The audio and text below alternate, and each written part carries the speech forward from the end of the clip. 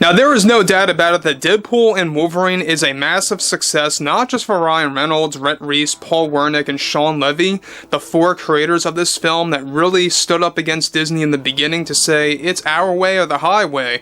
But not just that, this is a success for Marvel Studios. Will this be enough to save the MCU? That's really up for a big debate right now. I'm really leaning toward the fact that it most likely will not save the MCU, at least in a short amount of time. It's going to take much convincing from Disney/Marvel to the fans. It's going to take at least a couple of years of continuous success points, whether it's a movie or a TV show, to really say that Marvel is back up and running.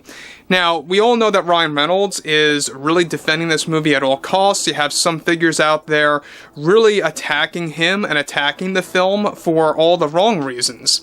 This is Mike Zero. Subscribe if you are new and like this video to see future updates. You can also follow me at Mike01. I thank you all so very much for the great and kind support.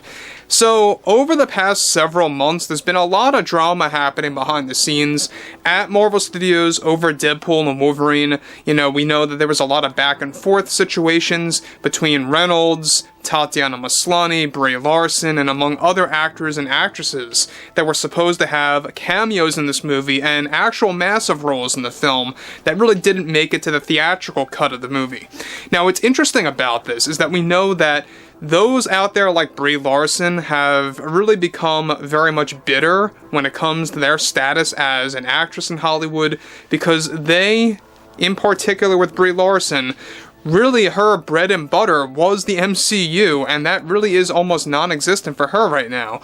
Now, what's interesting about this moving onwards has a lot to do with the ongoing fiasco between Brie Larson, Ryan Reynolds, the Disney company, etc., etc. Now, with Deadpool and Wolverine already getting closer to the 1 billion mark at the box office worldwide, one major development now has more to do with actress Brie Larson of the Marvels and her growing issues with Ryan Reynolds and the success of Deadpool and Wolverine that is now creating a fiasco behind the scenes at the Walt Disney Company again. A crucial update to this situation now involves more to do with how Larson is reportedly furious behind the scenes, and especially toward Ryan, after he convinced the Walt Disney Company and Marvel Studios to make the official move to lock up all of Larson's scenes that were filmed for the third act of Deadpool and Wolverine, not just for the theatrical release, to which her scenes were not included, but now also Ryan convinced the Walt Disney Company to never allow Larson's scenes to see the light of day in the upcoming director's cut of Deadpool and Wolverine, which is currently slated to release sometime during the holiday season or the first quarter of 2025. They're trying to figure that out depending on the progress. Now, Larson reportedly created an uproar at both the Walt Disney Company and Marvel Studios, where the drama was so severe, it rattled throughout all of Disney, where Larson is demanding that her scenes are to be reinstated, or else she is willing to take some form of action against the Disney Company and those at Marvel Studios like Kevin Feige and Ryan Reynolds. Now, Larson already had multiple heated arguments with Ryan, as he was the one who made it possible for all of Larson's scenes to get axed from the director's cut of the film, which is planned to include, get this, over 30 minutes of new footage.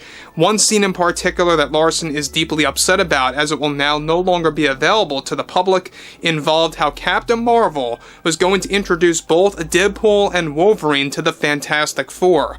However, the Fantastic Four in this scene may have been from a different universe, since they all had spacesuits on with helmets that hid their faces. This was going to be a 3-minute long cameo scene, not just for Captain Marvel introducing the Fantastic Four to promote the characters, but to also name-drop Galactus as one of the upcoming villains. Now guys, let me just stop here for one moment before we move on. I think the reason why they were hiding the faces of the Fantastic Four is because at the time, they didn't begin filming Fantastic Four, the first steps, as of late, of course, at that point in time. So they had to hide their faces. I don't think they were necessarily characters from a different universe, where you had a different Reed Richards, a different Sue Storm, or anything like that, but rather to kind of just get those characters in there before filming even began for Fantastic Four. But I digress. This is where things get really interesting when it comes to the overall situation with Brie Larson. Now, the main reason why Larson's scene here was deleted, as it turns out, is that it got terrible reception from test screeners when the third screening of Deadpool and Wolverine took place in the third act of the film. Larson also reportedly had a second important scene that was deleted by Ryan Reynolds and Shawn Levy that took much convincing to the Walt Disney Company to finally cave, and it involved Captain Marvel fighting Deadpool in a scene where Deadpool is losing the fight in space.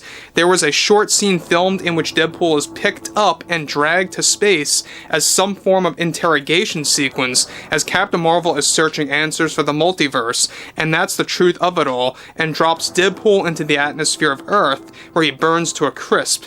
Test screeners viewed this as too cartoony, where Larson's acting, also in her capabilities, was said to be disastrous in the scene. Now, let me just say one thing about Brie Larson. Very wooden actress, right? Very much a bland and plain actress when it comes to her acting capabilities. Has she had successes here and there? Sure, I guess. I mean, if you go all the way back to Kong Skull Island, I think that was the one movie where a lot of people didn't know who Brie Larson was at the time, but that was the one movie where she did okay. Everything else that I have seen her in has been so to bad, especially Captain Marvel. Now, I think it's a great move by Ryan Reynolds that he did away with all the scenes from getting any kind of possibility into the director's cut, and that's also creating an uproar from Brie Larson, and she's putting her foot down that if those scenes are not reinstated, she is going to take some form of action against, like I said before, the Walt Disney Company and Marvel Studios. That's how a lot of these actresses act, by the way.